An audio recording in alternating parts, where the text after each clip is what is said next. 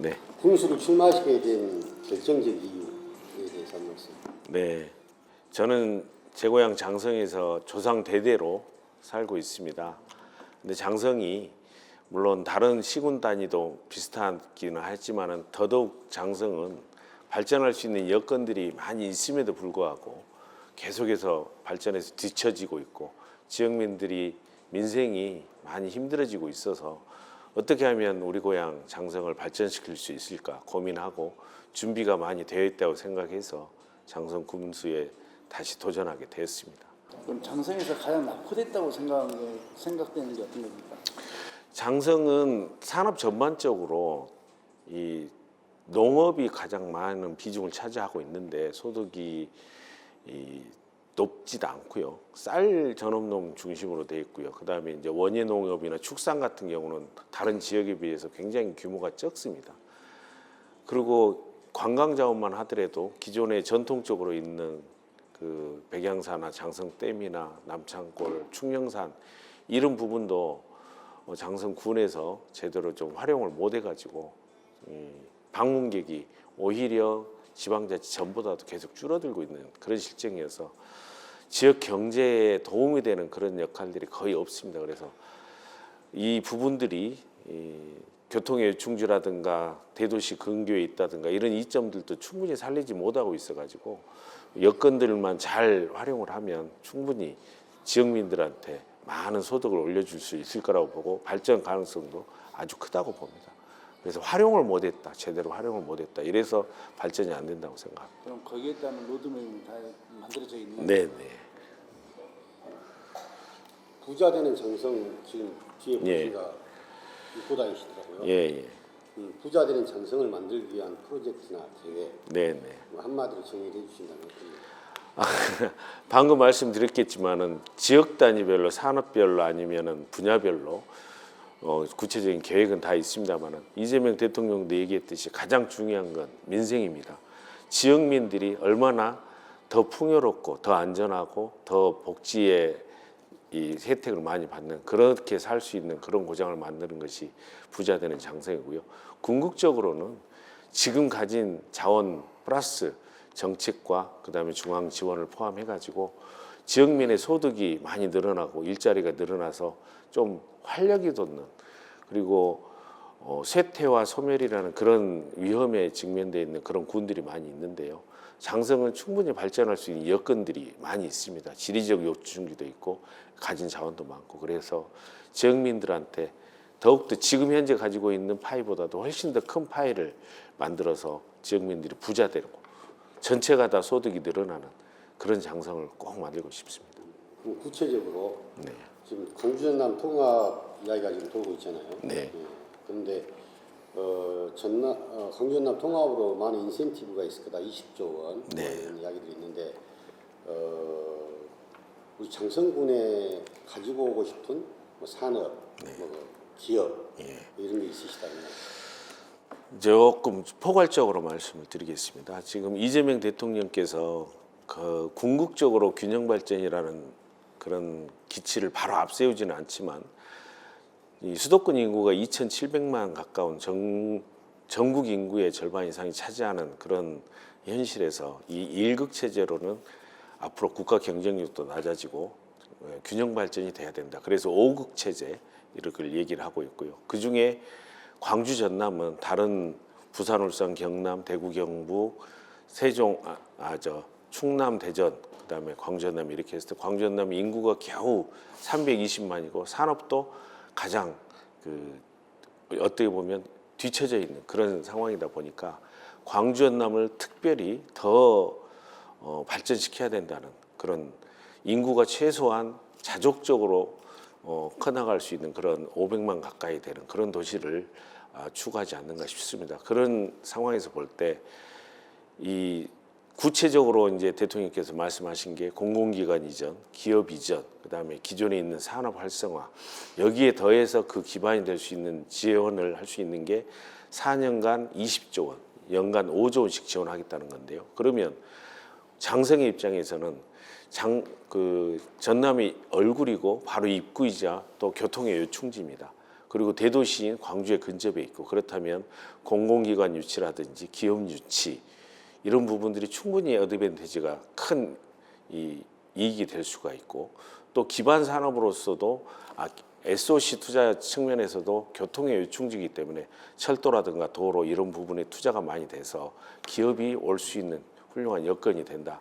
그다음에 이제 대도시가 반드시 광주가 커질 것이기 때문에 광주에 관련된 지금 기존에 있는 그 1차 중심의 농업이 2차, 3차 그러니까 근교 농업이라든가 원예 농업, 축산 이쪽이 더 훨씬 더 활성화되지 않을까 싶습니다. 그런 부분들에 대해서 전반적으로 관광까지 키울 수 있는 커질 수 있는 그런 여건이 된다고 저는 생각하고요.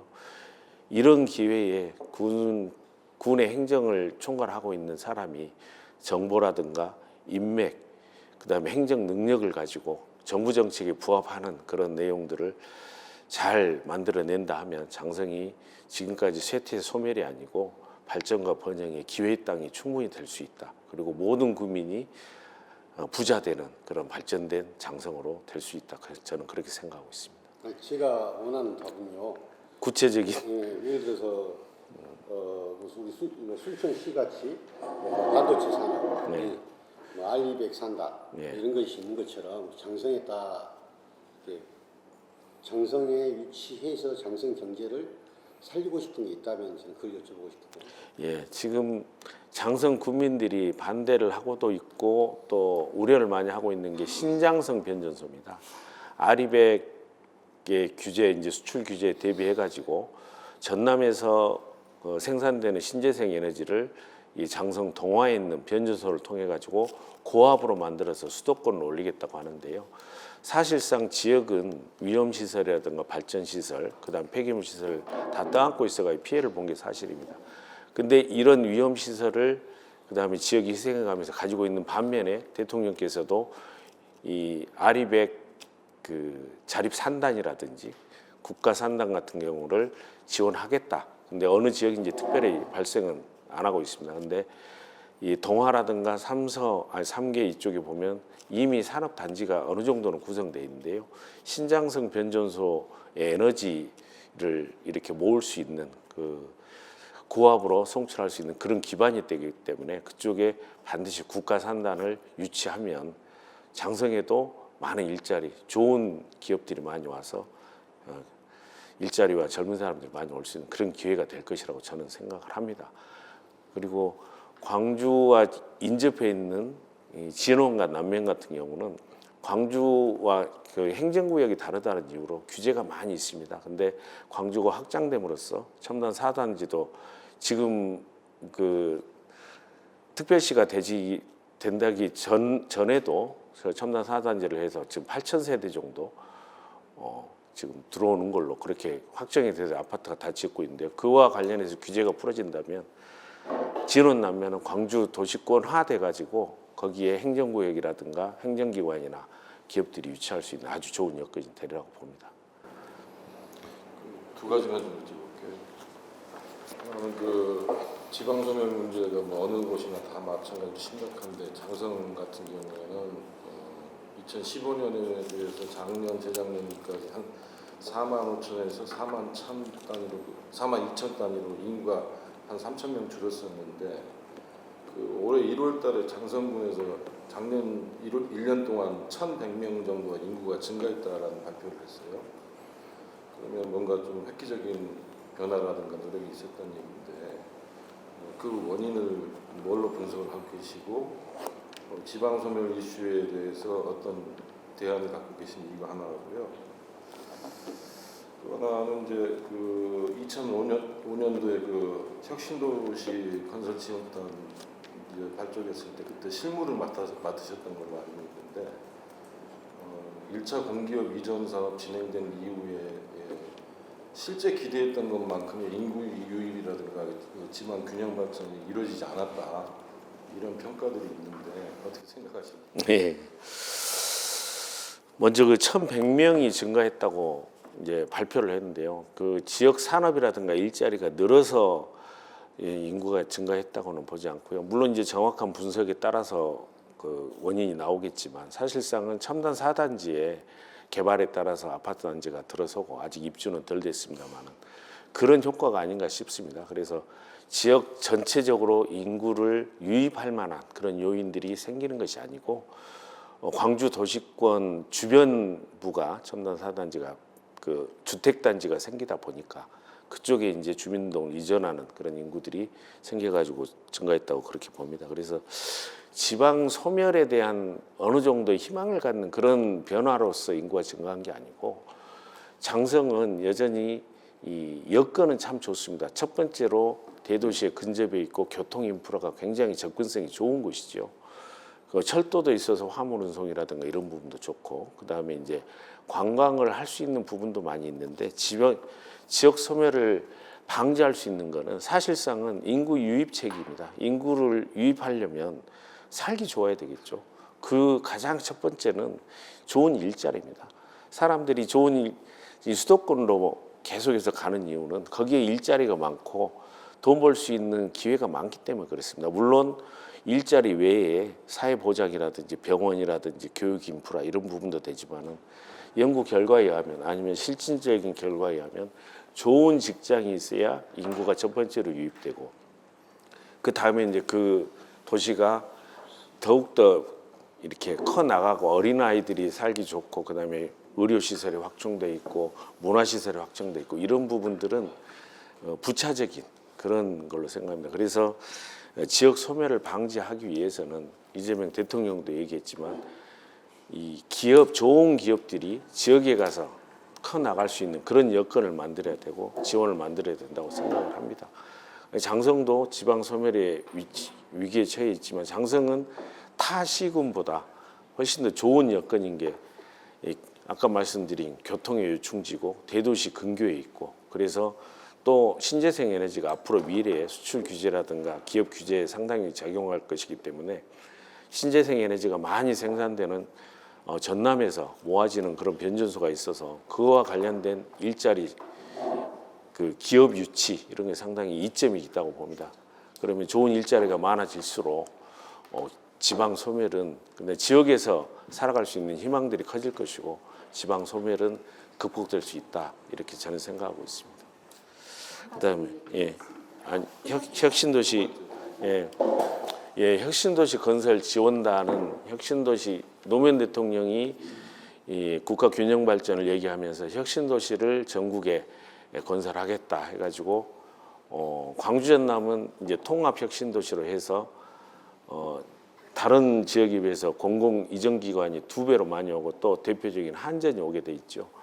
근데 자립적으로 되기에는 그보다도 또 훨씬 더 규모가 좀 커야 됩니다. 근데 이 정치권의 이제 이해관계 때문에 당초에 생각했던 3, 40개의 공공기관보다도 훨씬 더 준 16개가 이제 나주 공동혁신도시 오게 되는데요. 그것도 정주 여건이라든가 교육 여건 이런 부분들이 돼야지만 가족이 함께 와가지고 도시로 형성될 수가 있는데 제가 처음에 입지 공동혁신도시를 이끌어낼 때부터 처음 행정개장을 했기 때문에 그 과정들 너무나 잘 알고 있습니다. 입지 선정이라든가 면적이라든가 면적을 어떻게 조정했는지 그 다음에 이제 공공기관이 이전되기로 돼 있음에도 불구하고 어떻게 보면 삶의 터전이었던 도시에서 시골로 오기가 힘드니까 그 공공기관 임직원들조차도 내려오지 않고 껍데기만 내려오려는 그런 의도가 많이 있었죠. 대신에 이제 일일이 공공기관을 찾아다니면서 지원 정책이라든가 교육 정책 이런 부분들까지 다 설명을 해가지고 본사가 이전하고 많은 직원들이 내려오게 됐는데요.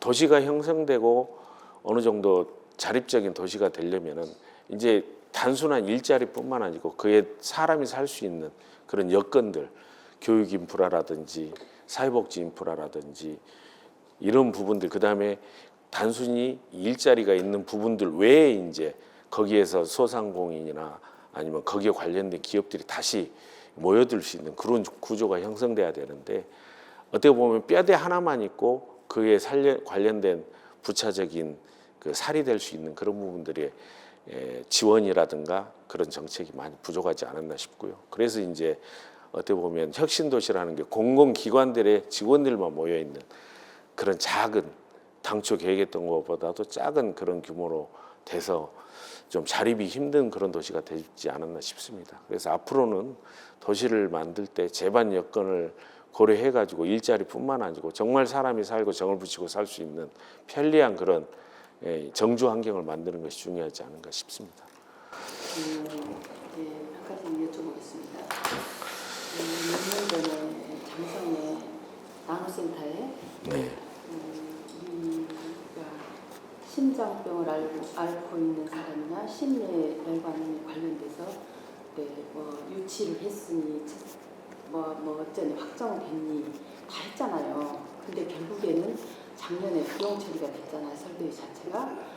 이거를 어떻게 살리실 생각은 없으신가요? 이게 저는 장성에서 그게 정상적으로 유치돼서 이렇게 운영이 된다면 병원까지 같이 와야 되지 않겠나 싶어요. 예. 근데 어떤 보관을 갖고 계신지.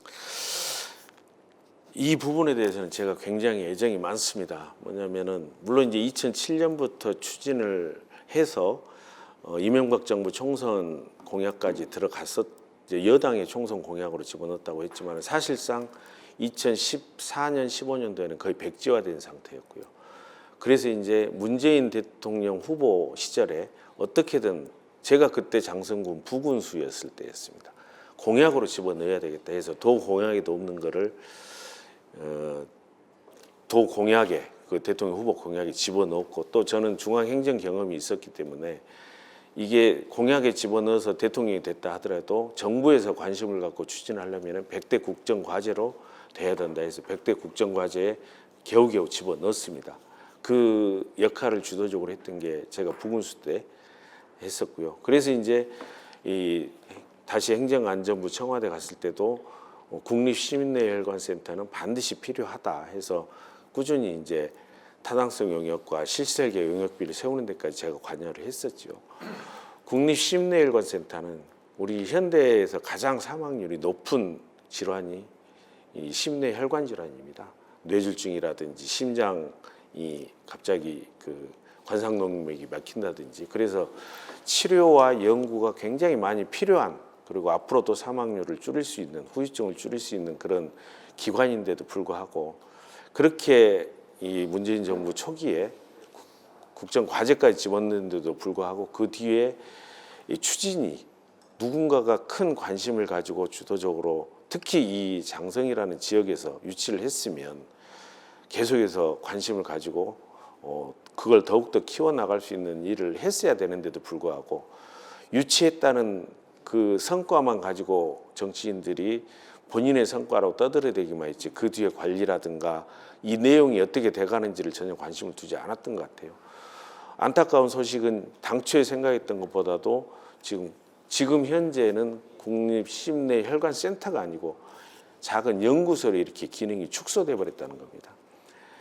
당초에는 제가 생각할 때는 국립심내혈관센터는 이 심내혈관에 대한 연구 기능과 그다음에 그와 관련된 기업 지원 기능 그보다도 더 훨씬 더 중요한 것이 저는 현대인의 스트레스라든가 심내혈관 질환을 일으킬 수 있는 그런 것을 예방하고 치유해야 된다 해서 치유 힐링 센터가 반드시 있어야 된다고 생각했습니다. 거기에 적지가 저는 이제 장성에 지금 그 전국에서 가장 많은 편백숲을 가지고 있고 편백숲은 치유 기능과 함께 사람들한테 자연적인 그런 그 안정감이라든가 희망을 그런 하여튼 많은 환자들이 와서 치유돼 가지고 갈 정도의 그런 기능들이 있습니다. 그래서 치유 힐링 센터가 반드시 있어야 된다 그랬는데 치유 힐링 센터는 아예 없어졌고 그리고 기업 지능 기능과 연구 기능 이 부분도 너무 축소돼 가지고 지금 연구소 기능으로 해 가지고 거의 제가 알기로는 당초에 생각했던 거에 5분의 1 정도로 축소됐다고 합니다. 근데 축소된 이것조차도 지금 제대로 추진을 하지 못하고 또 해를 넘기고 있습니다. 당초에 문재인 정부 시절에 착공을 하는 걸로 목표로 해서 실시설계 예산까지 세워놨습니다. 실시설계 예산을 세워 집행되고 나면 그 다음에는 바로 착공이 들어가는데 그때 당시에 아무도 관심을 가지고 있지 않아가지고 실시설계 예산이 반납되고 난 후부터 지금 계속 갈치자가 아닌 축소되면서 거의 누군가도 관심이 없다 보니까 이제 아예 축소돼 가지고 과연 이게 심내혈관 센터 연구소가 심내혈관 질환에 도움이 될 수 있을지 없을지 이런 의구심까지 되는 그런 지경에 이르렀습니다. 그래서 저는 이 현대인의 질병 치료뿐만 아니고 이와 관련된 앞으로 이제 중요한 그 산업 발전 분야가라고 생각한다면 AI나 데이터 센터, 에너지 산업을 비롯해서 이런 이 치유할 수 있는 그런 기능들, 의학적인 그런 분야도 산업이 굉장히 발전할 걸로 보고 있어서 이것도 지역 발전에 큰 기여도 되지만은 우리 현대인의 질병을 치료할 수 있기 위해서라도 심내혈관센터를 반드시 제 기능을 할 수 있도록 규모를 키워가지고 국민들이나 이 어떻게 보면 질환자들한테 큰 도움이 될 수 있도록 하고 기업 지원 기능도 키워서 많은 기업들이 이쪽에 유치될 수 있도록 그렇게 했으면 하는 바람입니다. 그래서 반드시 제가 군수가 된다면 중앙정부와 협조해가지고 심내혈관센터를 훨씬 키워가지고 그 많은 환자들이 도움을 받을 수 있도록 그렇게 할 계획입니다. 지금 행정 쪽에 좀 말들이 많잖아요. 최근에 성추행부터 시작해서 그다음에 이쪽하고 업체하고 단합해서 하는 것들 여러 가지 이번에 사건들이 많았는데요. 사망 사건도 있었고 그런 문제점들하고 전체적으로 장성 문제점 그런 것들을 좀 어떻게 해결해야 될지. 예. 물론 이제 뭐 장성군청 내에 성추행 사건이 있었다 하고 그다음에 뭐 업자로부터 받았다는 돈을 받고 뭐 했던 그런 내용들, 그다음에 또 직원이 이렇게 견디지 못하고 안타까운 일이 있었다는 얘기를 들은 적은 있습니다만은 자세한 내막은 제가 사실은 알지 못하고요. 다만 공무원들이 어떻게 보면 장성 국민을 위한 또 봉사자인데 그분들이 거기에서 제대로 이 성취감이라든가 그런 만족을 하지 못하고 그다음에 또 그 범죄 행위가 저질러졌다는 것 자체는 기강이 많이 해이해졌다고 저는 볼 수밖에 없습니다. 내 직장에서 내가 자긍심을 가지고 국민을 위해서 봉사한다. 그랬을 때 보람을 가지고 대우받는 그런 공무원의 그 직장 풍토가 돼야 되는데 그러지 못하고 또 성추행이라는 불상사가 생긴 것 자체는 그런 사실들이 사실은 과거에서부터는 일상화되고 많은 부분들이 했다가 어떻게 보면 이제 현대화되면서 당연히 이 근절돼야 되는 것들이 많이 관행화되지 않았나 싶습니다. 그런 부분들은 이 공무원들의 기강을 좀 확실히 잡아야 되고 공무원들이 그 자리에서 일을 하면서 보람되고 내가 국민을 위해서 봉사를 할 때 나한테 돌아오는 것도 크고 자긍심도 크구나 이런 문화를 정착시키는 게 중요하지 않은가 싶습니다.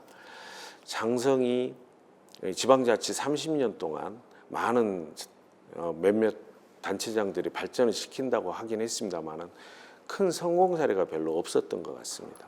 지역 자원을 활용해 가지고 기존에 있는 자원이 더욱더 발전되고 좋게 예를 들면 백양사라든가 장성댐이라든가 이런 충령산에 이런 관광으로 발전될 수 있는 부분들이 방문객들이 계속해서 늘고 그 방문객들이 느는 것이 지역 경제에 도움이 되고 지역에서 돈을 쓰면서 지역 주민들한테 경제적 이득이 되는 그런 시스템을 만들어야 됨에도 불구하고 그런 부분들이 없었고요. 그다음에 이제 산업 같은 경우도 농업 1차 산업 위주의 산업이 됐는데 여기서 더욱더 발전하지 못했습니다. 예를 들면 유통 구조를 조금 더 단순화시킨다든지 군에서 나서서 품질 관리에 같이 들어간다든지 이런 부분이 되면 많은 농가들이 소득이 더 늘어가면서 가공품 생산까지 갈 수 있는 그런 단계가 됐을 텐데 지금 과거와 달리 지금 거의 비슷한 상태입니다. 물론 기계화가 돼서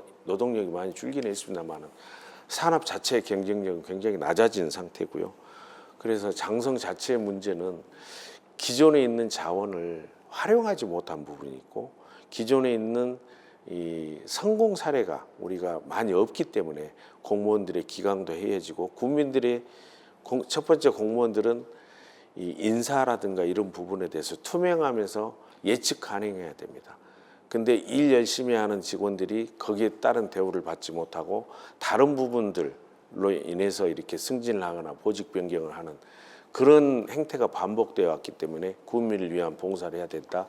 국민을 위해서 봉사했을 때 자긍심을 느낀다든가 이런 문화가 없어져 버린 것이 첫 번째고요. 그래서 공무원들의 행태는 인사 부분에 대해서 투명하고 그다음에 예측 가능하게 하면서 신뢰를 쌓아주게 된다면 공무원들이 국민을 위해서 봉사를 하게 될 것이고 그다음에 공무원들이 800여 공무원들이 전체 국민을 위해서 일하게 될 때 지역 자원도 발전시킬 수 있는 방안들이 많이 나올 수 있을 것이고 산업도 고도화 활성화될 것입니다. 거기다가 이제 이 행정 그 전남 광주 통합특별시라는 커다란 기회가 왔을 때 우리는 그 기존 자원을 활용할 수 있는 발전시킬 수 있는 토대 위에 더욱더 큰 발전을 할 수 있다 저는 이렇게 생각을 하고 있습니다.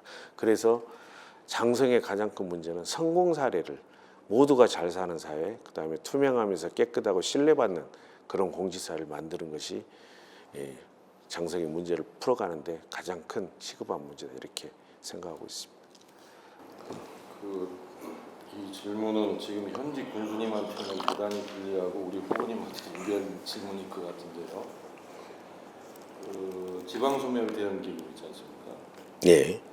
지금 올해 이제 4년째인데 뭐 아시다시피 매년 1조 원씩 10년간 10조 원에 해당하는 기금을 조성을 해서 지방에다가 예산을 배정을 해주는 건데 작년에 이 장성군이 집행이 0%입니다.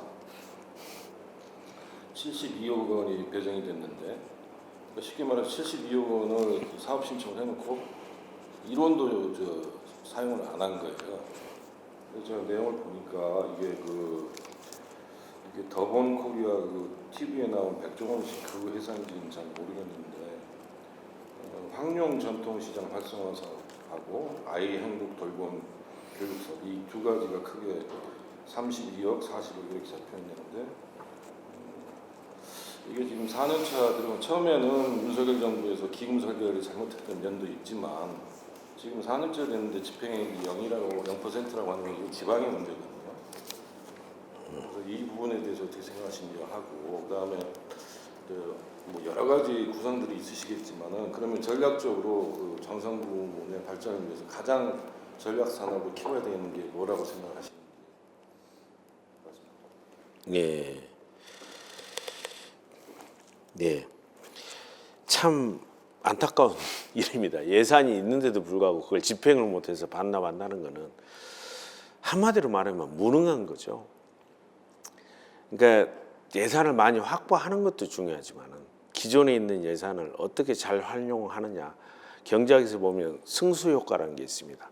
한 번 쓰고 소멸해버리는 것은 승수효과가 1밖에 되지 않습니다. 하지만은 이 돈을 가지고 계속해서 돌게 만들면 이 승수효과는 1이지만은 승수효과가 1에서 10 무한대로 커질 수가 있습니다. 근데 예산을 잘 활용해도 얼마나 지금 뒤처진 발전이 될지 어쩔지 모르지만 있는 예산을 사용하지 않은 것 자체는 행정적 무능이라고 볼 수밖에 없습니다. 특히나 이제 더본코리아라든가 황룡시장 용역 이거 보면 지금 벌써 용역을 3번째 하고 있다고 보는데요.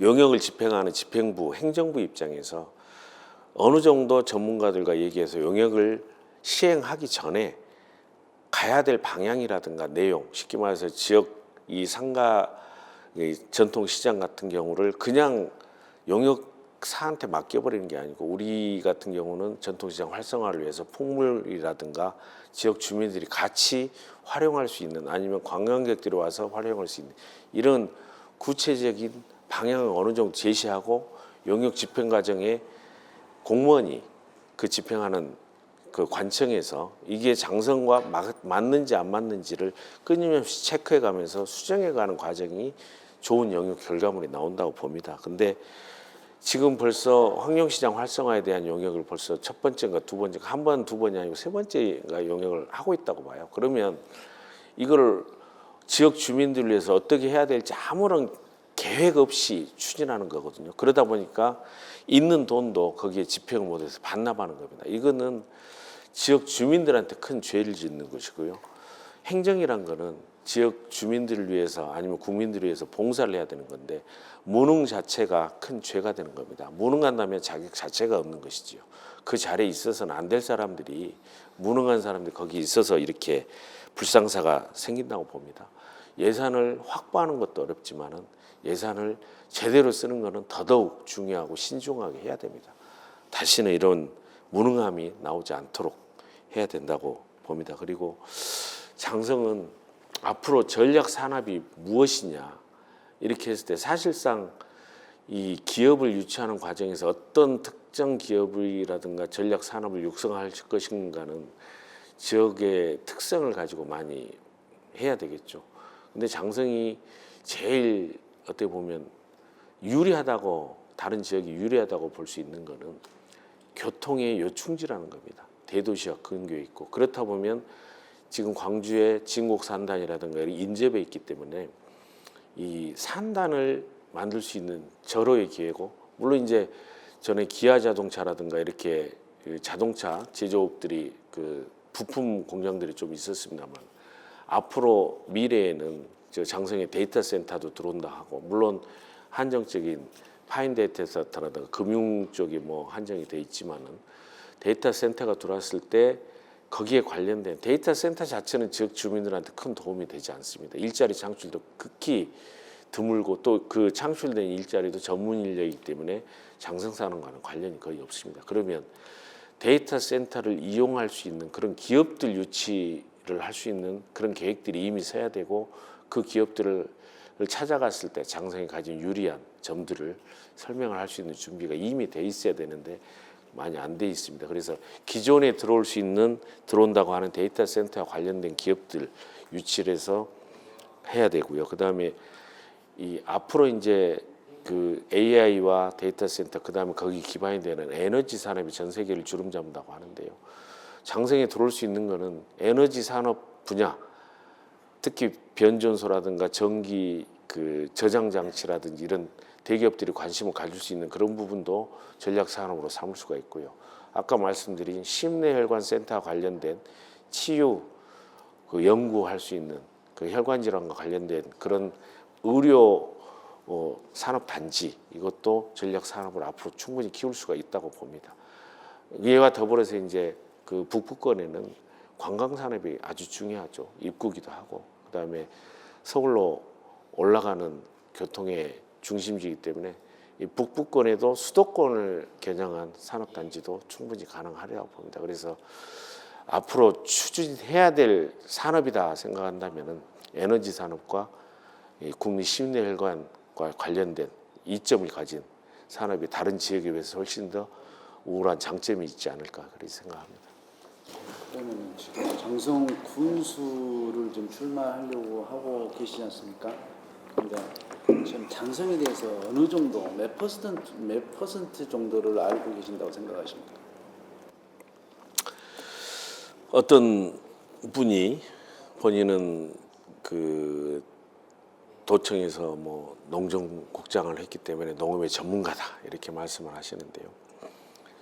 평생 농사를 짓는 분들한테서 전문가라고 얘기할 수가 없죠. 제가 행정의 전문가다 이렇게 말씀을 드리지는 않지만 그래도 기초자치단체 그다음에 광역 도청에서 근무를 꽤 오래 했었고 그다음에 중앙 행정안전부 그것도 그 전 부처의 핵심이라고 있는 행정안전부의 재정실 조직실에서 근무를 했었고 그다음에 모든 이 행정부의 중심 결정 기구이고 또 지시를 하고 할 수 있는 컨트롤 타워인 청와대에서도 근무를 해봤습니다. 다른 분들보다 약간의 그 경험을 좀 많이 했고 중앙부처라든가 돌아가는 부분에 대해서 어느 정도 예측 가능하고 조금 더 알 수는 있다고 하지만은 그 부분에 대해서 전문가라 이렇게 얘기를 할 수 없습니다. 왜냐하면 환경은 자꾸 변하는 것이고 어떤 행정 환경이 부딪힐지는 모릅니다. 다만 과거의 경험과 기존의 지식을 종합해서 미래에 대해서 대처해 나가는 것이죠.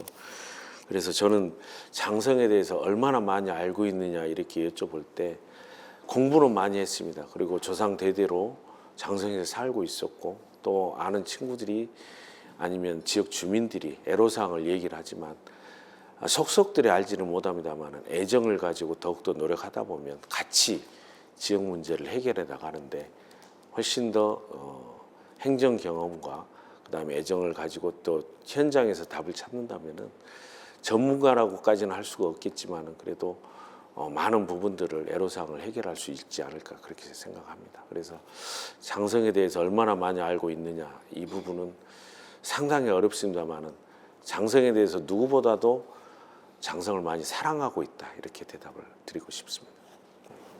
질문 하나 드리겠습니다. 장성군이 자체 재원 마련 계획이 부족하다는 지적 속에서 농어촌 기본소득 시범 사업 탈락을 했습니다. 여기에 대해서 우리 출마 예정자께서는 생각하고 계신 재원 문제 해결 방안이 있으시다면 한 가지 좀 말씀해 주세요. 이제 제가 기본사회 부이사장을 하고 있습니다. 그리고 4년 전에 기본소득위원회가 장성 지부장을 했었는데요. 앞으로 기본소득은 우리 나라뿐만 아니고 전 세계 선진국들이나 전 세계에서 나아가야 될 방향입니다. 왜냐하면 AI가 물론 이제 기계가 발달하면 발수록 사람의 일자리는 줄게 되고 또 부가가치는 커집니다만은 AI가 발달하면 발달할수록 사람의 일자리는 줄어들 수밖에 없습니다. 그러다 보면은 기업 측면에서도 물건을 살 수 있는 수요자들이 많아야지만이 소득이 기업도 이익이 많이 나오게 되고 또 소비하는 국민들에서도 소득이 있어야 소비를 할 수가 있습니다. 그래서 기업이라든가 소비자라든가 모든 부분들이 살아갈 수 있는 방향은 일자리는 줄어드는 방향에서 이 인간답게 살 수 있는 기본소득이 반드시 필요하다. 저는 이렇게 생각을 하고요. 그러면 그 기본소득을 어떻게 마련할 것이냐. 지난번 이재명 대통령 때도 거기가 가장 큰 논란이었습니다. 재원을 어떻게 마련할 거냐. 근데 이제 거기에 약간 변형된 측면으로서 그 햇빛연금이라든지 뭐 풍력을 이용한 신재생 에너지를 이용한 그런 쪽으로 이제 이름을 돌렸습니다만은 사실상은 소득에 대한 반대급부인 셈이죠. 다만 과거에 공공재라고 한다면 누구나 다 가질 수 있는 거라고 한다면은 생산성이 현격이 떨어졌는데 예를 들어서 공동 경작지라고 한다면은 사유지에 비해서 생산성이 훨씬 떨어집니다. 근데 우리가 얘기하는 신재생 에너지, 풍력 이런 부분에 대해서는 공유를 하더라도 생산성이 떨어지지 않는 그런 부분가 있습니다. 그래서 장성 같은 경우도 기본소득을 실현시키기 위해서는 공유부, 쉽게 말해서 누구나 다 같이 장성 국민이 공유하면서 가질 수 있는 부를 창출해내는데 생산성이 떨어지지 않는, 시장 실패가 일어나지 않는 그런 부를 창출해내야 된다 이렇게 생각합니다. 대표적인 예로 본다면 물론 신재생 에너지 같은 경우도 있을 것이고 햇빛이라든가 풍력을 이용한 그런 부분들을 공정 출자하는 그런 방법도 있겠고 그다음에 이제 이 관광지라든가 써도 그 재화가 사라지지 않는 그러면서 이 부가가치를 창출할 수 있는 이런 부분들을 계속해서 창출해 내야 됩니다. 그리고 이제 AI가 발전하면 할수록 그런 부분들이 많아질 수 있다고 저는 생각합니다. 인간이 노력을 해서 공동 경작을 할 때는 생산성이 당연히 줍니다. 왜냐하면 이익에 대한 동기가 크지 않기 때문에. 다만 이 스마트팜이라든지 이런 부분들 기계로서 인공지능으로서 관리할 수 있는 그런 공동 농장을 만든다든지 이렇게 하게 될 경우에는 물론 소비자 가격이 어떻게 되느냐에 따라서 공용부가 달라지겠지만 생산성이 줄지 않고 공용부를 계속해서 생산할 수 있는 그런 여건이 된다. 그렇게 했을 때 이 장성 국민들한테 줄 수 있는 기본소득 이런 부분들은 충분히 창출해 낼 수 있다고 저는 생각합니다. 그리고 기본소득은 제가 기본사회 부의사장 하면서 강조를 했던 게 이거는 이제 사회보장 복지 측면이 아니고 인격교원의 측면입니다. 인간이 누려야 될 가장 기본적인 그런 권리, 쉽게 말해서 내가 가난하다고 내 치부를 아니면 내 자식이 있지만은 돈을 전혀 주지 않는다고 까발리지 않고도 내가 부끄러워하지 않고도 이 지역 주민이라면 우리나라 국민이라면 당연히 생존에 대한 그런 걱정은 하지 않고 살아갈 수 있는 최소한의 생존권적인 인격권을 보장해야 된다 해서 장성도 지금 당장 구체적인 계획은 제가 알려드리고 싶지 않습니다만은 반드시 기본소득을 도입하고 그 수단과 방법은 공용부를 창출해서 국민들한테 기본적으로 생활할 수 있는 인격권과 생존권의 보장을 해드릴 계획입니다. 우리 대통령께서도 공무원들한테 파격적인 그런 포상글을 많이 지시하시는데요. 그 기분 좋은 질문 하나 드리겠습니다. 그 출마 예정자께서 군수가 되셨어요. 출근을 딱 하셨습니다. 첫날. 가장 먼저 어떤 지시를 내리고 싶으십니까? 지시는 여러분들은 국민들을 바라보고 일하면 국민들이 만족하는 만큼 여러분들한테 큰 대가가 있을 겁니다.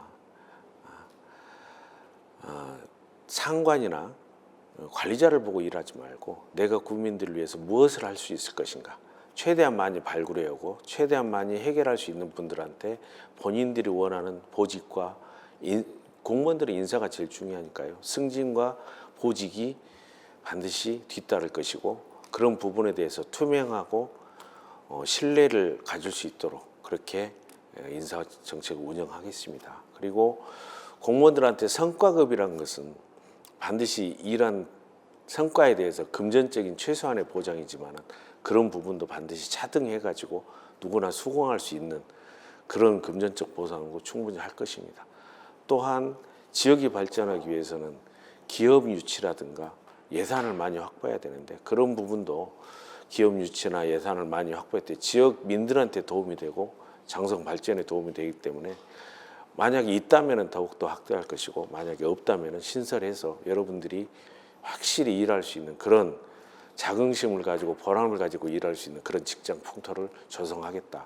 다만 그 조건은 국민들을 위해서 지역을 위해서 일하는 것이 가장 큰 조건이다. 이렇게 얘기를 하겠습니다. 다른 거를 여쭤보는데요. 기본적으로 이제 장성에서 관광 분야부터 해가지고 이번에 감동기업의 브러쉬 멘트 그런 부분들은 잘 됐다고 다들 칭찬을 하시잖아요. 근데 이제 저희 충녕사인의 측백나무 쪽, 이 편백 네, 편백나무 쪽 그리고 장성 때문에 그만큼 관광화를 시키려고 많은 투자를 했었잖아요. 근데 실질적으로 안 됐고요. 백양사도 마찬가지잖아요. 이런 부분들은 어떻게 될까요? 어떻게 보면 편백나무 숲 같은 경우는 저도 몇 번 가봤는데 고성 녹차밭처럼 상당히 예쁩니다. 근데 이게 이제 산림청으로 넘어가 버리니까 장소에서는 쉽게 건들지는 못하겠지만 우리는 충분히 관광화를 시킬 수 있을까? 자랑 좀 하면요. 제가 부군수 할 때 2016년, 17년 이때 장성의 편백나무는 정말 장성이 가진 보물입니다. 그때 당시에 전국의 편백나무의 20%가 장성이 있었습니다. 그래서 저하고 직원 하나 해가지고 제가 직접 프레젠테이션을 만들어서 그때 중기청이죠. 중기청장 앞에 프레젠테이션 해가지고 편백 특구로 지정을 받았습니다.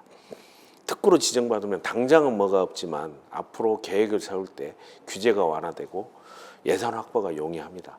그거를 계속 추진했어야 되는데 제가 이제 서울로 다시 불려가는 바람에 그 추진은 못하고 특구 지정만 받았습니다. 그만큼 장성 편백나무는 또 스토리가 있습니다. 춘원 임종국 선생이 사람들 손가락질 받는 것을 무릅쓰고 인공조림을 했던 그다음에 270헥타르 되는 인공조림을 했던 그런 곳이기 때문에 스토리도 있으면서 정말 자원입니다. 그리고 편백나무 숲에 가면 사람들이 편안함을 느끼고 방충 기능이 있어서 그런지 그 모기라든가 해충이 거의 없습니다. 그래서 이제 치유의 숲이라고도 하는데요. 이 부분들을 거의 활용을 못하고 있죠. 땅이 산림청 땅이어서가 아니고 사실상 산림청하고도 얼마든지 같이 협력해가지고 발전을 시킬 수가 있죠. 여기서 발전이란 거는 막 나무 베고 개발을 시킨다는 게 아니고 그 숲이 가진 장점을 가지면서 인간이 거기에 치유할 수 있는 그런 오솔길이라든지 아니면 자연 나무를 그대로 두고 있으면서 그 물질을 가지고 치유할 수 있다든지 이런 자원들을 거의 지금 활용을 못하고 있습니다. 장성댐 백양사 말씀하셨는데요. 저는 사람들이 그렇습니다. 장성에는 갈 만한 음식점이 없다. 좋은 음식점이 없기 때문에 다 담양이나 고창으로 간다. 근데 사실상은 여기서 체류형 최소한 여기서 하루나 이틀, 3일 이렇게 머물 수만 있으면 음식점 짓지 말라 해도 짓습니다. 있는 관광 자원을 이 사람들이 올 수 있게끔 만들고 거기서 머물 수 있게끔만 만든다면 음식점은 하지 말라 해도 키우고 짓고 그렇습니다. 그래서 장성댐과 백양사, 충령산, 황룡강 이런 부분들 연계한 관광단지가 반드시 필요하다고 봅니다. 물론 지리적으로 떨어져 있기 때문에 붙이지는 못하지만 장성이 가지고 있는 이 관광자원을 가지고 장성댐이라든지 이런 데 큰 콘도나 리조트를 유치한다든지 숙박을 할 수 있는, 그러니까 장성에서 작년에 도민체제도 했었습니다만은 숙박을 할 수 있는 데가 없어가지고 대부분 광주로 가고 그러다 보니까 밥을 먹거나 저녁에 술을 한잔 하거나 했을 때 다 타 지역에 살게 되죠. 그럼 여기는 거쳐가는 곳이고 먼지만 날리는 그런 곳이 되고 지역 주민들한테는 하나도 도움이 안 되는 그런 경우였는데요. 여기서 체류형 관광단지, 쉽게 말해서 숙박업소 머물면서 볼거리를 충분히 제공하는 이런 관광단지로 만들게 되면 여기가 관광산업도 충분히 발전할 수 있다고 봅니다. 장성댐 같은 경우는 제가 이제 거기 하나의 면이 들어갈 정도로 전라남북도 내에서 그렇게 좋은 환경의 댐이 있다고 보지 않습니다. 그리고 충분한 조정 경기를 할 수 있는 규격이 되고요. 농업용수기 때문에 상류 쪽에 오염물질을 발생하는 공장이라든가 이런 거 외에 위락시설이라든가 이런 건 충분히 유치가 가능합니다. 제가 부근수 때 한번 큰 리조트를 만들고 싶어서 업체를 한번 만난 적이 있었는데 장성 혼자만은 되지 않습니다. 이 장성 혼자만 추진하다 보면 재정력도 한계가 있고 기반 시설이라든가 이런 거 할 때 예산이 부족하기 때문에 힘들고요. 도와 손을 잡는다든지 아니면 문화체육관광부와 이렇게 연대를 해가지고 하게 되면 업체가 국가 문화체육관광부라든가 도를 보고 큰 투자를 할 수가 있겠죠. 그렇게 추진해야지 체류형 관광단지가 됩니다. 그리고 장성댐은 제가 생각했던 거는 처음에 이제 그 데크길도 제안을 하나 했었습니다만은 지역 주민의 소득으로 갈 수 있도록 데크길에 입장료를 받고 물론 가진 자연을 크게 해치지 않은 범위 내에서 방문객이 많이 올 수 있도록 양쪽에 데크길 만들면서 주변 정리도 하고 그다음에 이제 이 부교라든가 환경을 해치지 않는 범위 내에서 이 건널 수 있는 그런 시설을 한다면 많은 관광객이 올 수 있다고 생각을 하고요. 궁극적으로는 저는 서호의 인상유상제 같은 그런 지역 주민이 참여하면서 소득을 하고 그 다음에 큰 공연도 가능할 수 있는 거기는 이 바다가 아니고 물결이 잔잔하기 때문에 큰 태풍이나 큰 비가 오지 않는 이상 얼마든지 안전하게 사람들이 공연에 참여할 수도 있고 음향도 할 수 있고 사람들이 올 수도 있습니다. 그래서 아주 최고의 관광지로 만들 여건이 되는데 그런 꿈까지 가지고 있습니다. 그렇다 보면 관광으로도 먹고 살 수 있는 장성이 충분히 되지 않을까 싶습니다. 한 가지 여쭤보겠습니다. 우리 전국적으로 보면 복지 관련해서 어린이부터 유아부터 자우지간 태어난 신생아부터 어르신까지 복지가 굉장히 잘 돼 있어요. 하지만 청년들도 많은 것들을 퍼부어주긴 하지만 39세까지만이더라고요. 근데 정작 필요한 40대부터 40세부터 50대 중반, 60세까지 그 중간에 있는 사람들은 이제 노하우도 쌓이고 자기 경험들이 있잖아요. 근데 그 사람들이 한마디로 지원할 수 있는 그 대상에서 제외가 돼 있어요. 만약에 장성군수에 당선이 되신다면 장성 국민들을 위해서 어떤 정책적으로나 예를 들어서 혜택을 줄 수 있는 그런 보관이 있으신가요 혹시? 예, 40대, 60대 쉽게 말해서 낀 세대라고 합니다. 위에 어르신들은 부양을 해야 되고 또 아이들이나 학생들은 또 본인이 또 지원해서 해야 되고 정작 가장 큰 짊어지고 있는 40대, 60대한테는 혜택이 전혀 없습니다. 물론 이제 가장 왕성하게 사회에서 활동을 하고 있고 생산 활동을 하면서 소득 활동을 하기 때문에 지원이 없다고도 하는데요. 사실상은 이 사회가 실패했을 때 다시 재기할 수 있는, 이분들이 과감히 내가 짊어진 짐을 가지고 어쩔 수 없이 선택의 기록 없이 그냥 그 묵묵히 갈 수밖에 없는 그런 환경에 대해서 고려가 전혀 없다고 봅니다. 그래서 사실상 이 40대, 60대에 대한 지원은 본인이 희망하고 있는, 본인이 잘할 수 있는 분야에 다시 더 도전할 수 있는, 그러니까 실패해도 다시 일어설 수 있는 그런 기반을 만드는 것이 중요하다고 봅니다. 40대, 60대에 대한 지원은 이 사회 전체가 실패해도 괜찮아, 이거는 당신의 짐이 아니야, 당신이 이 짐을 버겁다고 생각한다면 다른 길도 갈 수가 있어, 이런 시스템으로 가야 됩니다. 그래서 이 직업을 전환한다든지 아니면 새로운 사업을 했을 때 실패했다든지 이런 부분에 대해서 본인 책임도 있겠지만 사회 전적으로 끌어안고 다시 재기할 수 있는 그런 이 지원 방안이나 금융 혜택이라든가 그다음에 그런 물론 경력 단절료에도 많이 혜택이 됩니다만 훈련할 수 있고 적응할 수 있는 그런 기간에 지원할 수 있는 보장, 이런 부분들도 반드시 필요하고요. 특히나 농촌 지역 같은 경우는 귀농 해가지고 귀농하면 일시적으로 돈 얼마나 정도 주는데, 사실상 귀농하는 사람들이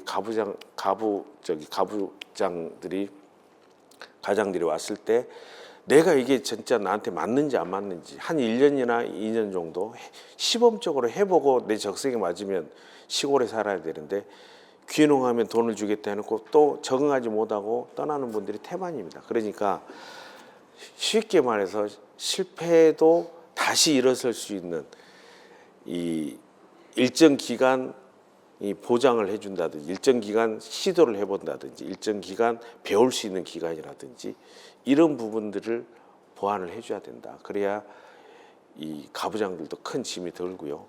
두 번째로는 짐을 대신 덜어드리는 거죠.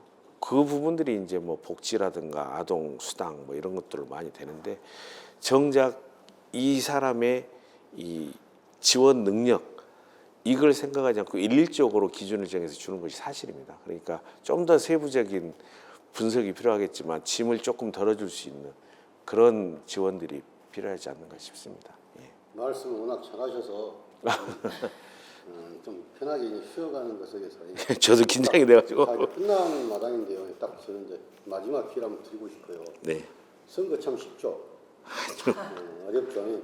선거 지금 본인한테 우리 장성 국민들이 갖고 계신 오해 이런 게 있다면 한번 소명할 기회를 드리고 끝으로 또 장성 국민들한테 마지막 인사 말씀 하는 것으로 해서 질문할까? 네. 푸시오해.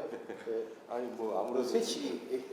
네. 그 장성에 지금 남면의 데이터 센터 지금 그 2027년까지 완공 계획 잡은 거가 있는데, 지금 황룡면에 또 그 8배 크기로 데이터 센터 계획을 진행하고 있지 않습니까? 그런데 그 규모가 용인 죽전의 그 데이터 센터 규모가 64메가와트였는데 지금 황룡면에 짓겠다고 하는 게 200메가와트 규모거든요. 그 용인 죽전센터가 하이퍼스케일급이라고 해가지고 국내 최대라고 했는데 그거보다 더 큰 거를 지금 짓고 있는 거예요. 근데 이제 문제는 이 데이터 센터가 항상 그 겉으로는 화려하게 뭐 미래 산업이라고 이렇게 보여지지만 실제로는 전기하고 냉각수 문제가 아주 심각하고 필요한 부분인데, 지금 100메가와트 규모만 해도 하루에 40만 명이 사는 그런 그 인구에 소요되는 전기가 필요한데, 그럼 저 황룡면 지금 200메가와트는 정말 어마어마한 전기가 필요하다고 합니다. 그럼 거기에 필요한 송배전망 하고 또 지금 GPU가 확보가 돼 있는가? 네? 그 진짜 중요한 문제들을 좀 제대로 준비를 하면서 이런 계획들을 발표하는 거, 그게 좀 궁금합니다. 제가 발표하는 게 아니어서요. 저도 궁금합니다. 왜 이렇게 큰 데이터 센터 마치 그냥 신기루처럼 큰 희망을 줄 수가 있고 불을 끌어다 줄 수 있고 이런 것처럼 데이터 센터를 유치하는 걸 이렇게 과장해서 선전하는지 잘 모르겠습니다. 다만 국민들께서 정확히 아셔야 될 게 앞으로 미래 세대는 주축 산업이 AI 산업. AI 산업은 많은 정보를 필요로 합니다. 그 정보를 수집하고 가공하고 또 업그레이드 시키는 것이 이제 데이터 센터라고 저는 알고 있고요. 그 데이터 센터를 운영하기 위해서는 말씀하신 대로 에너지가 어마어마하게 소요됩니다. 그래서 이제 앞으로 에너지 산업이 발전할 것이고요. 그 다음에 데이터 센터는 우리 쉽게 말하면 큰 컴퓨터가 있다면 컴퓨터 하드웨어가 돌아가는 거하고 똑같습니다. 그렇기 때문에 계속해서 기계가 돌아가는 것이므로 이게 열이 많이 발생하고 그러면은 그걸 식혀야 되는 냉각수라든가 공냉식이 많이 필요하죠. 또 기계가 돌아가기 때문에 얼마나 큰 소음이 일어날지는 모르겠지만은 소음 공해도 있을 겁니다. 근데 다만 데이터 센터가 지역에 유치된다 해서 무엇이 좋으냐? 사실상 데이터 센터는 제가 알기로 1조 원을 투자비를 해서 데이터 센터를 짓는다 하더라도 일자리는 겨우 100개 내외라고 볼 수가 있습니다. 100개 내외인데 그것도 전문 인력이기 때문에 지역 주민들한테는 거의 해당이 되지 않습니다. 그래서 데이터 센터 자체만으로는 지역 주민들의 일자리라든가 소득에 큰 기여는 못하고 아까 말씀하신 대로 큰 에너지가 소요되기 때문에 고압 전선이라든가 고압 송전망이 반드시 필요로 하겠죠. 그러면 누구나 다 알듯이 고압 송전망이 지나가게 되면 그 주변은 피해를 볼 수밖에 없죠. 그거는 이제 고스란히 지역 주민들한테 가는 것이고요. 냉각수가 과연 장성댐에서 장성댐은 농업용수인데 이걸 끌어다가 냉각수로 썼을 경우에 그럼 농업용수는 또 어떻게 대체할 것이냐 여러 가지 문제가 있습니다. 그래서 지금 이거를 추진하는 장성군이나 집행부 입장에서 지역 주민들한테 과연 무엇이 도움이 될 것인지를 좀 상세하게 설명을 해줬으면 좋겠어요. 돈이 많이 들어가서 데이터 센터 짓는 비용이 몇 조 원 들어간다 했고 마치 그 몇 조 원이 지역 주민들한테 소득으로 마치 치환되는 것처럼 그렇게 선전하지 마시고 이렇게 됐을 때 좋은 점과 나쁜 점 이 부분들을 지역 주민들한테 정확히 설명을 했으면 좋겠습니다. 기왕 데이터 센터가 들어온다고 치면은 저는 이 준비도 군에서 얼마나 됐는지 모르겠지만 데이터 센터 자체는 군에 도움이 안 되겠지만 별로 도움이 안 되겠지만 그와 관련된 기업들, 산업들 얼마든지 많이 있습니다. 그 기업들이 장성으로 와서 일자리 창출하고 지역에 부를 형성하고 그 돈을 많이 버는 사람들이 늘어나서 지역 소상공인이나 생산물을 작은 농산물에 이런 것을 생산하는 분들한테도 도움이 될 수 있는 그런 시스템을 빨리 준비하고 또 유치하도록 노력을 해야 된다. 그런 준비가 돼야만이 데이터 센터는 지역 주민들한테 그래도 이 고압 송전망이나 이런 고온 그 냉각수 이런 피해를 보더라도 어느 정도 용인될 수가 있다 이렇게 생각합니다. 간단한 눈속임만으로 지역 주민들을 현혹할 수는 없습니다. 지금이라도 진상이라고 보기 뭐지만 사실을 명백하게 지역 주민들한테 설명을 하고 지역 주민들의 동의를 얻어서 데이터 센터 유치를 추진하는 것이 옳다고 저는 봅니다. 예. 아까 말씀드렸어 마지막 설명. 선거 어려운 용기에 봐준다. 더 이상 안 봐준다. 저희 진짜 질문 한 번도 못했어요. 다 놓쳐가지고. 앞으로 말 많은 사람 나 다 데리고지 마. 몇 번씩 질문하신 분들이 많아가지고. 그러니까 한 번씩만 해. 저희가 이재명 정부에서 지금 일자리 정책이 좀 찾는 거에서 만드는 걸로 지금 바꿔야 된다고 전환하려고 지금 추진을 하고 있는 것 같습니다. 그래서 제가 봤을 때는 장성군도 다 마찬가지겠지만 정규 여건을 갖추고 여기서 생활할 수 있는 여건을 갖춰주기 위해서는 그 창업을 할 수 있는 기회를 제공 많이 해야 되는데요. 아까 말씀드린 청년들에게만 창업의 기회를 주는 것보다는 신중년, 아까 말씀드린 그 게임 세대 여기까지 나올 수 있는 창업 관련된 그런 구상을 혹시 하고 계신지 간단하게 여쭤보겠습니다. 예, 맥도날드 할아버지가 생각이 됩니다. 60이 넘어서 창업을 한다는 거는 굉장히 젊은 세대에 비해서 열악한 환경임에도 불구하고 창업을 해서 성공을 한 사례죠.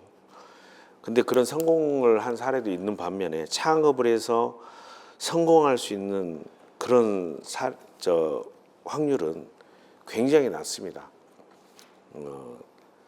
제가 알기로 1% 정도나 겨우 성공한다고 봐요. 물론 1, 3년 내에 성공이라고 해서 자리를 잡는 사람들이 약 5% 정도 되는데요. 3년에서 7년 사이에 도산하는 기업들이 훨씬 더 많습니다. 이게 이제 데스밸리라고 하는데요. 그래서 창업을 하는 경우에는 사실상 꼭 청년들한테 기회를 준다기보다도 아까 말씀드린 것 같이 장년층한테도 다시 일어설 수 있는 기회를 준다. 꼭 창업이 아니라도 본인이 해보고 싶은 거, 자신 있는 분야에 대해서 최소한 몇 개월 정도는 실패해도 괜찮으니 내가 이 분야에 적용이 되고 아니면 장점이 있고 아니면 재능이 있구나. 이런 걸 느낄 수, 장사면 장사, 뭐 그 기능을 익힌다면 기능을 익힌다든지 이런 기회는 반드시 제공해 줘야 된다.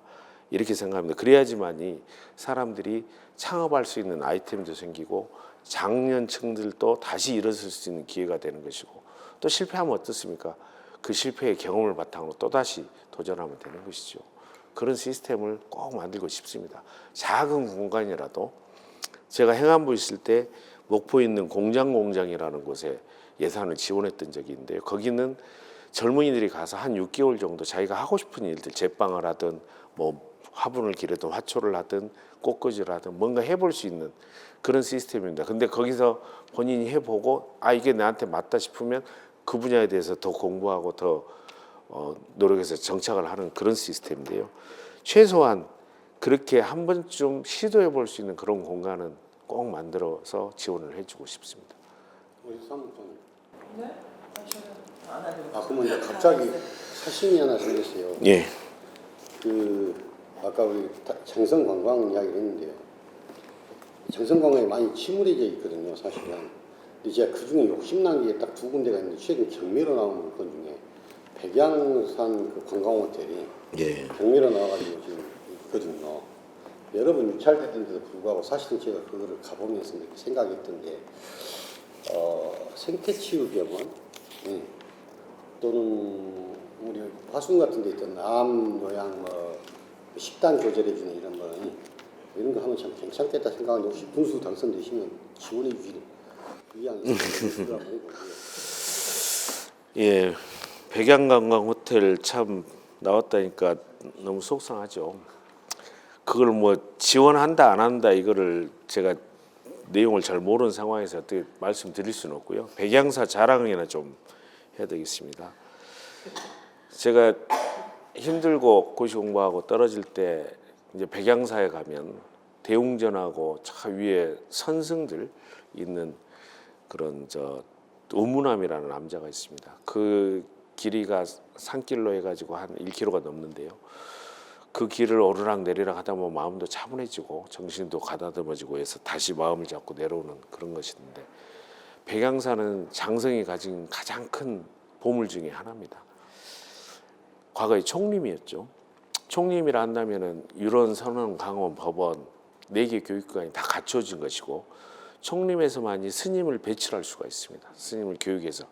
그러니까 다른 뭐 내장사라든가 다른 많은 절들이 있지만은 그 부분에 대해서는 스님을 스스로 배출할 수 있는 그런 능력이 되지 않고 자격도 되지 않습니다. 이렇게 큰 절이면서 또 옛날 고승들이라든지 이런 많은 분들이 배출했던 것이고, 또 이 아래쪽 청류암 같은 경우는 전봉준이 숨어들었다가 다시 도피했던 곳이기도 하고, 많은 의병이나 독립군, 애국지사, 민주화 열사들이 거기를 거쳐서 갔던 이야기가 많은 곳입니다.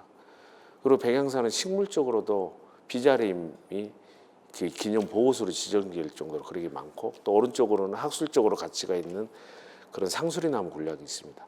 이런 학술적 가치, 그 다음에 많은 스토리가 있는 그런 백양사를 지금까지 거의 팽개쳐두고 있죠. 사실상 주변 정리부터 해가지고 정리를 한다는 게 나쁜 식으로 정리한 게 아니고, 백양사를 더욱더 많이 찾을 수 있도록 알리면서 주변도 들어가는 길이 좁습니다. 들어가고 나오고 왕래할 수 있는 길도 넓고, 그 다음에 상가들이 좀 번잡해 있고 주차장도 좀 동떨어져 있거나 복잡하게 있는데 주차 용이하게 하면서 상가들도 이용할 수 있도록 정비를 하면서 백양사를 알린다면은 어디 못지않은 그런 관광지가 충분히 될 수가 있고, 또 알면 알수록 스토리가 많은 곳입니다. 그래서 전국적인 사찰로 다시 거듭날 수가 있고, 거기에 이 연관이 될 수 있는 게 장성댐과 남창골입니다. 바로 옆에 붙어 있습니다. 그래서 남창골 같은 경우는 제가 부군수할 때 매주 등산을 했습니다. 장성에 있는 관내 산들만 등산을 했는데요. 남창골을 갓바위 가는 길이라든지 몽개폭포로 이어진 백양사로 넘어가는 길 같은 경우는 매 월이 바뀔 때마다 풍경이 바뀝니다. 나무가 바뀝니다. 이파리가 바뀝니다. 스토리가 있습니다. 그래서 이런 부분들 자랑하고 싶고, 이밤산성은 그 우리가 장성자가 긴 장자 성성자 해가지고 본래 이 왜구들을, 그러니까 왜구라기보다도 오랑캐들은 북쪽에서 내렸습니다. 그래서 전라남도를 지켜줄 수 있는 긴 성 같다. 마치 가서 보면 북쪽으로 바라보는 산은 깎아지른 절벽이고, 거기에 산성을 쌓아서 북에서 오는 오랑캐들을 거의 막아가지고 전남을 지켰습니다.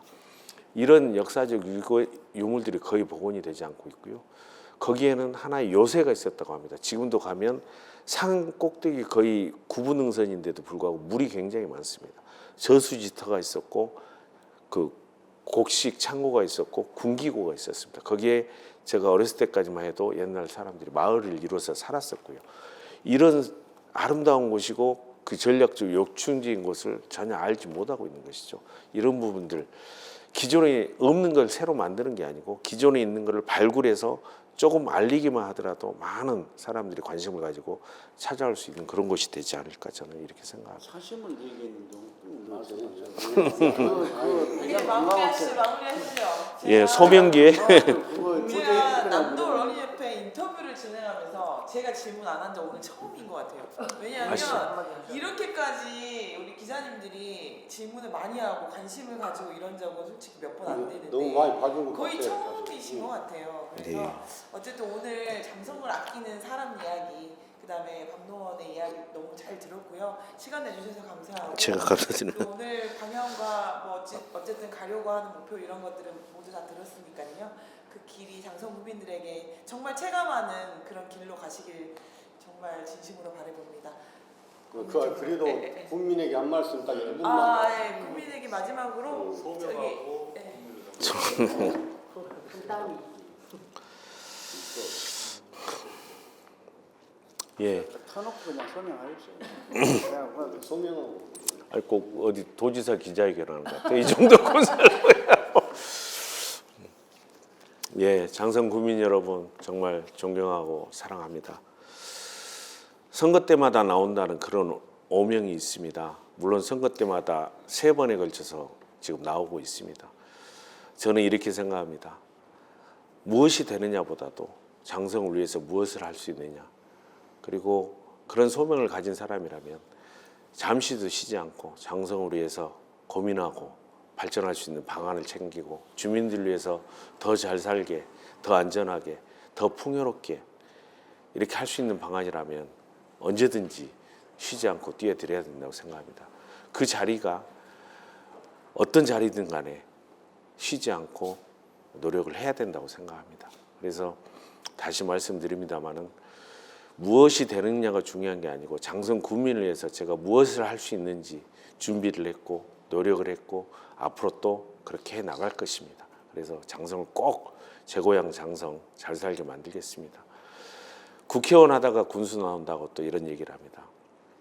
국회의원과 군수 급을 나누고 있는데요. 저는 급이 전혀 나누지 않는다고 생각합니다. 우리 이재명 대통령도 지역민을 위해서 지역 국가를 국민들을 위해서 뭘 할 수 있는지 고민하다가 성남시장도 나왔다, 국회의원도 나왔다, 성남시장 또 당선되기도 했고요. 우원식 국회의장도 똑같이 그랬습니다. 우리 국민, 지역민을 위해서 무엇을 할 수 있느냐, 무엇을 할 수 있도록 준비를 했느냐, 노력을 했느냐, 또 얼마나 잘할 수 있느냐, 이것이 저는 중요하다고 생각을 합니다. 앞으로 장성에 대한 사랑, 조상 대대로 내려온 이 고향 꼭 발전시키고 더불어 같이 사는 주민들과 함께 잘 사는 장성, 부자 되는 장성 꼭 만들고 싶습니다. 많은 관심과 격려, 질책 부탁드립니다. 감사합니다.